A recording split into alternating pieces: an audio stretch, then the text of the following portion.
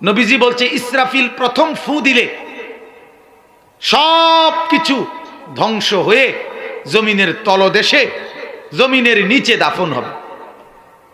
দ্বিতীয়বার যখন ফু দিবে আবার সবকিছু জমিনের তলদেশ থেকে হাসরের ময়দানে উঠবে। এই দুই ফুর মাঝে প্রথম ফু দিলে শেষ হবে, দ্বিতীয় ফু দিলে পুনরায় হাসরের ময়দানে কিয়ামতের মাঠের জন্য উঠবে। এই দুই ফুর মাঝে ব্যবধান হবে 40। কত? 40। কত? এখানে হাদিসের ব্যাখ্যায় আছে, ওই সাহাবী রাবি বর্ণনাকারী সাহাবী বলেন, আমি জানি না সেই 40টা বলতে নবী কি বুঝাইতে চাইছেন। হাদিসের মধ্যে আছে হযরত আলী রাদিয়াল্লাহু তাআলা আনহুকে আল্লাহর নবী সাল্লাল্লাহু আলাইহি ওয়াসাল্লাম বলছেন, লা আন ইয়াহদিয়াল্লাহু বিকা রাজুলান ওয়াহিদান খায়রুন লাকা মিন হুমুরিন নাআম। নবীজি বলেন যে আলী, তোমার দ্বারা একজন মাত্র লোক হেদায়েত পাওয়া, একজন লোক আল্লাহর পথ পাওয়া, গোটা আরবের সবগুলো দামি উট তোমাকে দেওয়া, তার চাইতে বহু গুণে বেশি উত্তম একজন মানুষ হেদায়েত পাওয়া। তাইলে একজন মানুষ হেদায়েত পাওয়া, হেদায়েত এটা গোটা দুনিয়ার সবচেয়ে দামি সম্পদ, সবগুলো পাওয়ার চাইতে উত্তম। এজন্য আল্লাহ তাআলা সংখ্যার ভিত্তিতে বরকত দেয় না। কোরআনুল কারীমের মধ্যে আছে,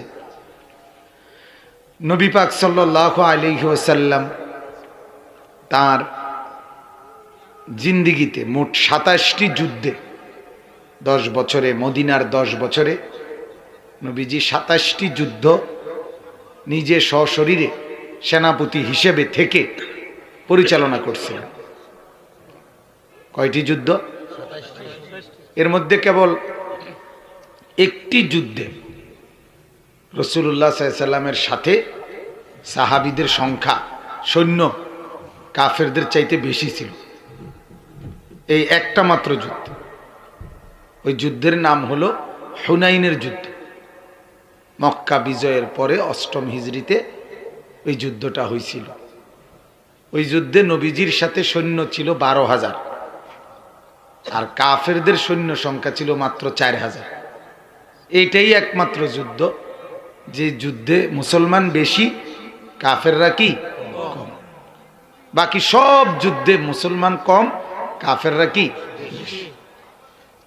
তো এই যুদ্ধে যখন সাহাবায়ে কেরাম যাইতেছে, কিছু সাহাবী ওনারা নিজেরা মনে মনে এটা ভাবছে আর কি, যে আজকে আর কি যুদ্ধ করুম, ওরা মাত্র 4,000 আর আমরা তো এমনিই 12,000, তো এরা তো প্রথমে উড়ে যাবে সব, কি যুদ্ধ করবো, আর এরা আমরা লগে তো দাঁড়াইতেই পারতো না।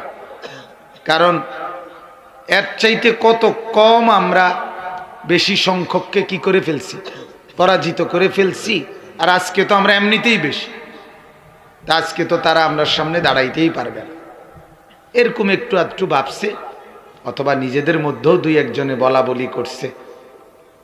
তো যুদ্ধের ময়দানে তায়েফের কাছাকাছি হুনাইন যাওয়ার সময় যুদ্ধের ময়দানে ঢুকতে, যেখানে যুদ্ধটা হবে তার আগে 2টা পাহাড়, 2 পাহাড়ের মাঝখান দিয়ে একটা চিকন গিরিপথ রাস্তা, তো ওইটা দিয়ে ঢুকতে হবে মুসলমানরা। ঢুইকা ওই পারে গেলে তারপরে মাঠ, মানে যুদ্ধের মাঠ। তো এই 12,000 সাহাবীকে নিয়ে নবীজি যখন এই 2 পাহাড়ের মাঝখানে গিরিপথে ঢুকছে সবাই, ঠিক এই টাইমে উপর থেকে 2 পাহাড়ের উপর থেকে কাফেররা ওই 4,000 একসাথে পাথর, তীর নিক্ষেপ করা শুরু করছে।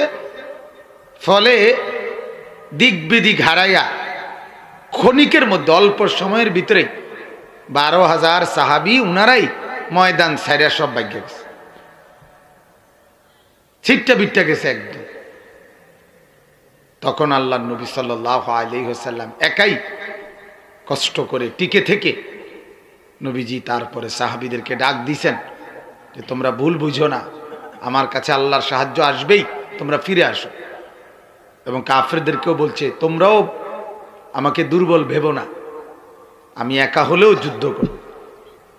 আনান নবিয়্যু লা কাযিব আনা ইবনু আব্দুল মুত্তালিব, আমি আব্দুল মুত্তালিবের বংশের ছেলে, কুরাইশ, আমি পিছপা হই না। আবার সাহাবীদেরকে বলছে তোমরা এটা মানো আমি নবী, আমি মিথ্যুক না, আমার উপরে আল্লাহর সাহায্য আসবে। তো পরে আবার সাহাবীরা জমা হয়েছে, এরপরে পুনরায় আক্রমণ করছে আর মুসলমানদের বিজয় হয়েছে। বলেন আলহামদুলিল্লাহ। কিন্তু প্রথম একটা মাইর দিয়া লইছে আল্লাহ তাআলা, প্রথম একটা কি দিয়া লইছে? এইটাই কোরআনুল কারীমের আয়াত আল্লাহ তাআলা নাজিল করে